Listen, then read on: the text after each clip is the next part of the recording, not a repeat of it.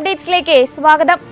ദുരിതങ്ങൾക്കും വലിയ പ്രത്യാഘാതങ്ങൾക്കും വഴിതെളിക്കുന്ന സുഡാനിലെ യുദ്ധത്തിന്റെ പശ്ചാത്തലത്തിൽ സുഡാനിലും കൊളംബിയയിലും സമാധാനം സ്ഥാപിക്കണമെന്ന് ആഹ്വാനം ചെയ്ത് ഫ്രാൻസിസ് മാർപ്പാപ്പ. കഴിഞ്ഞ ദിവസത്തെ വിശ്വാസികളോടൊപ്പമുള്ള ത്രിസന്ധ്യ ജപ പ്രാർത്ഥനയ്ക്ക് ശേഷമുള്ള സന്ദേശത്തിലാണ് മാർപ്പാപ്പ ഇപ്രകാരം അനുസ്മരിപ്പിച്ചത്.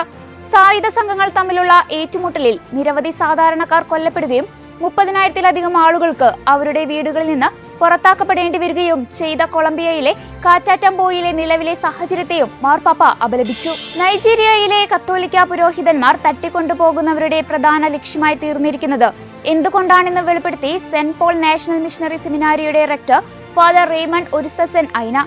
പുരോഹിതന്മാരെ തട്ടിക്കൊണ്ടുപോയാൽ സഭ മോചനദ്രവ്യം നൽകുമെന്ന് അവർ കരുതുകയും അതിനാൽ തീവ്രവാദികളുടെ ഇടയിൽ തട്ടിക്കൊണ്ടുപോകൽ ഒരു ബിസിനസ്സായി മാറിയിരിക്കുകയാണെന്നും അദ്ദേഹം പറഞ്ഞു. സ്പെയിനിലേക്ക് പോകാൻ കഴിയുമെന്ന് പ്രതീക്ഷ പ്രകടിപ്പിച്ച് ഫ്രാൻസിസ് മാർപ്പാപ്പ.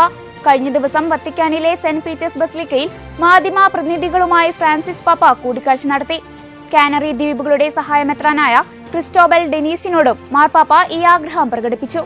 2024 സെപ്റ്റംബറിൽ ഫ്രാൻസിസ് മാർപ്പാപ്പ ഏഷ്യയിലേക്കും ഓഷ്യാനിയയിലേക്കുമുള്ള യാത്രയ്ക്ക് ശേഷം മടങ്ങവേ നടത്തിയ പത്രസമ്മേളനത്തിൽ ഈ ആഗ്രഹത്തെക്കുറിച്ച് സംസാരിച്ചിരുന്നു.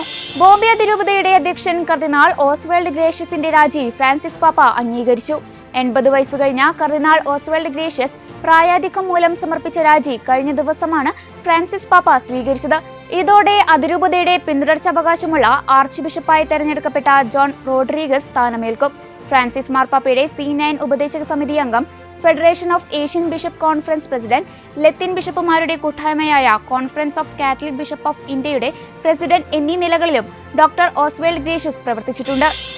ഓരോ കുഞ്ഞും ഒരു അത്ഭുതമാണെന്നും അത് ദൈവത്തിൽ നിന്നുള്ള സമ്മാനമാണെന്നും American Vice President JD Vance. കുടുംബത്തിന് അനുകൂലമായ ഒരു സമൂഹം സൃഷ്ടിക്കാൻ തന്നാൽ കഴിയുന്നത് ചെയ്യുക എന്നതാണ് ഒരു സർക്കാർ ഉദ്യോഗസ്ഥനെന്ന നിലയിൽ തന്റെ ലക്ഷ്യമെന്നും പുതിയ വൈസ് പ്രസിഡന്റ് നാഷണൽ മാളിൽ തടിച്ചുകൂടിയ ജനക്കൂട്ടത്തെ അഭിസംബോധന ചെയ്ത് പറഞ്ഞു.